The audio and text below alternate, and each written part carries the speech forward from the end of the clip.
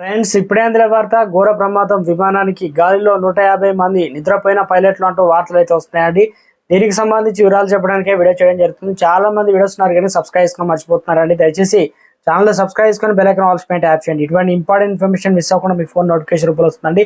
చాలా మంది మీరు చూస్తున్నారు కానీ లైక్ చేయడం లేదండి. దయచేసి లైక్ చేయండి, ఇన్ఫర్మేషన్ అందరికీ తెలుస్తుంది. విమానం గాల్లో ఉంది. దాన్ని నడపాల్సిన పైలట్లు కో పైలట్ కూడా ఒకేసారి గాఢ నిద్రలోకి వెళ్లారు.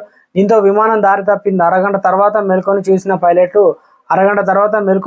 పైలట్లు విమానం నిర్దేశించిన మార్గంలో కాకుండా వేరే మార్గంలో వెళ్తున్నారని గమనించాడు. వెంటనే స్పందించి సరైన మార్గంలోకి వెళ్లేలా చేశారు. దీంతో పెను ప్రమాదం తప్పిందని లేదంటే విమానంలో 153 ప్రయాణికులు 4 సిబ్బంది ప్రాణాలు చిక్కుల్లో పడవని. ఇండోనేషియాలో జరిగిన ఈ సంఘటన విమానాన్ని ప్రయాణికులు ఉలిక్కి పడేలా చేసింది.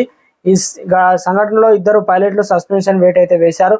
కో పైలట్ అనుమతిలో పైలట్ నిద్ర బాతికేరనగా సంస్థకు చెందినటువంటి BTK6723 4 సిబ్బంది 153 ప్రయాణికులతో సౌత్ ఈస్ట్ సులవేసిలో నుంచి జకార్తా వెళ్తుంది. విమానంలో ప్రయాణిస్తున్న సమయంలో కో పైలట్ అనుమతితో పైలట్ నిద్రపోయాడు. ఫ్లైట్ను నియంత్రణలో తీసుకున్న కో పైలట్ కూడా నిద్రలోకి జారుకున్నాడు. దీంతో విమానం దారి తప్పింది. పైలట్లు సంప్రదించేందుకు జకార్తాలోని కంట్రోల్ సెంటర్ ప్రయత్నాలన్నీ విఫలమయ్యాయి. సుమారు 28 నిమిషాల తర్వాత నిద్ర నుంచి మేల్కొన్న ప్రధాన పైలట్ విమానం దారి తప్పినట్టు గుర్తించాడు. తోటి పైలట్ను కూడా నిద్రలేపాడు. కంట్రోల్ సెంటర్ నుంచి వస్తున్న కాల్స్ స్పందించాడు. వెంటనే విమానాన్ని సరైన మార్గంలో పెట్టగలిగారు.